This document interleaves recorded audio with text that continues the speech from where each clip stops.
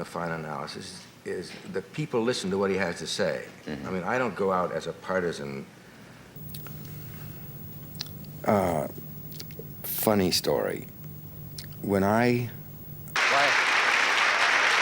Paul Newman wasn't just a movie star with those piercing blue eyes and unforgettable roles in films like The Hustler and Cool Hand Luke. He was a family man, a philanthropist, and someone who turned his homemade salad dressing into a billion-dollar empire for good causes. Born in 1925 in Ohio, Newman served in the Navy during World War II, then chased his acting dreams, marrying Joanne Woodward in 1958 after a rocky start that included a previous marriage and 3 kids from it. His life with Joanne seemed like the perfect Hollywood romance, lasting 50 years until his death in 2008 from lung cancer at age 83. They raised 3 daughters together, Nell, Melissa, and Clea, while Newman balanced stardom with racing cars and quiet acts of kindness. But beneath the glamour, family life had its struggles, including the tragic loss of his son Scott to a drug overdose in 1978. When I got to be 75. Oh, I remember, that was very good. Bottling his salad dressing with friends, but it exploded into a brand selling popcorn, pasta sauce, and more, donating all profits to charity. By the time he passed, it had given away hundreds of millions, focusing on kids with serious illnesses through camps like the Hole in the Wall Gang. Newman set up the Newman's Own Foundation in 2005 to ensure his legacy continued. That the audience's tastes are so whimsical now and so. His will was clear: the foundation should support philanthropy, and he wanted his daughters involved in deciding where some money went.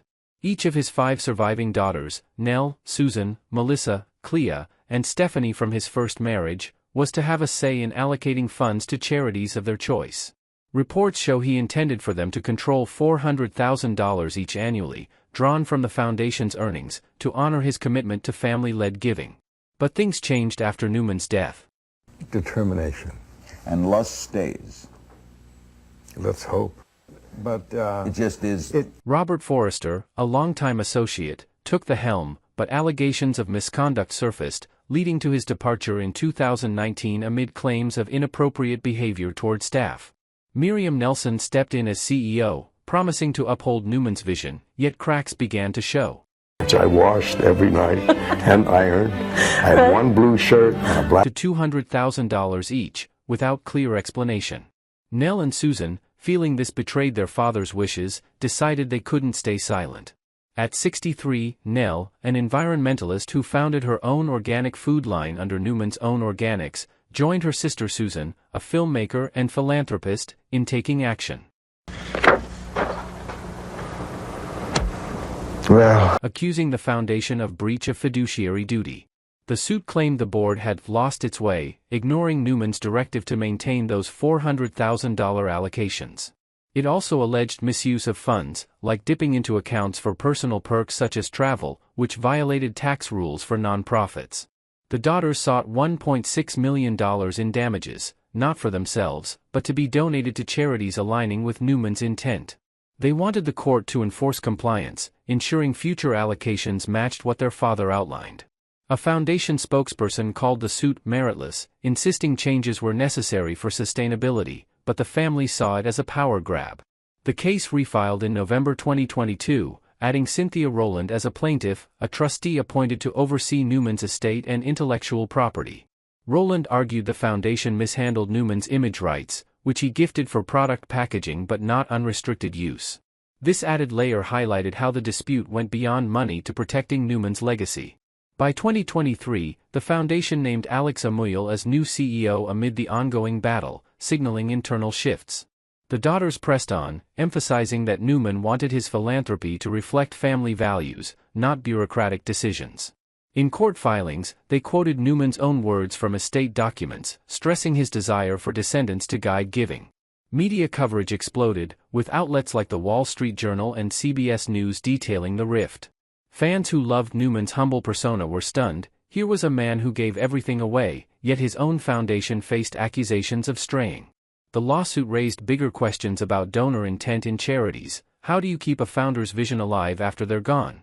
In July 2024, a major win came when the court granted an injunction for the daughters on image rights, preventing the foundation from using Newman's likeness without approval. This boosted their case, showing judicial sympathy for their claims. Nell spoke publicly, not with anger, but sorrow, saying in interviews that she just wanted to honor her dad's wishes. As the case dragged into 2025, more details emerged. A December article in Capital Research Center explored whether litigation could restore donor intent, using the Newman's own saga as a prime example.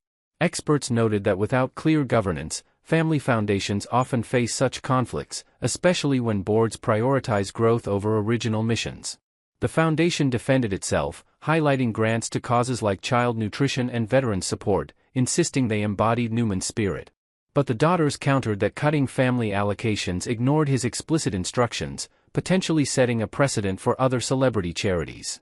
Susan, in rare statements, recalled her father's hands-on approach, like visiting camps he funded, and how he trusted family to carry that forward. Public opinion leaned toward the family, with many seeing the suit as a fight for integrity in philanthropy. Social media buzzed with support, fans sharing stories of how Newman's camps changed lives, urging the foundation to listen. The dispute even sparked discussions in Congress about tax laws for private foundations, emphasizing transparency. By early 2026, rumors swirled of a possible settlement, but no official word came. Nell, now 66, remained vocal through her environmental work, linking it back to her father's love for nature. The case reminded everyone that even the best intentions can falter without vigilance, turning a legacy of giving into a courtroom drama. This story isn't just about money, it's about family bonds tested by loss and legacy. Paul Newman built something beautiful, but his daughter's stand shows how fragile it can be. As Americans who value hard work and charity, we can all relate to wanting our wishes respected after we're gone. The fallout affected the brand too. Sales dipped slightly amid negative press, though loyal customers stuck by, buying products knowing profits still went to good. The foundation ramped up PR, showcasing impacts like funding for underserved kids, but the shadow of the lawsuit lingered. In the end, this revelation humanized Newman further. He wasn't perfect, but his heart was in giving. His daughter's courage in breaking silence ensured that heart beats on true to form. What started as a family matter became a lesson for all: plan carefully, communicate clearly, and fight for what's right. Diving deeper into the heart of the dispute, let's look at Paul Newman's vision for his foundation from the start. He famously said, "I wanted to acknowledge luck, the chance and benevolence of it," explaining why he gave all profits away. Newman's own wasn't about profit, it was a vehicle for change, starting with that first bottle of dressing made in his basement. His daughters grew up seeing this ethos firsthand. Nell, the eldest with Joanne, pursued biology and founded Newman's own Organics in 1993, expanding the brand to eco-friendly products. Susan focused on arts and social issues, producing films that highlighted injustices.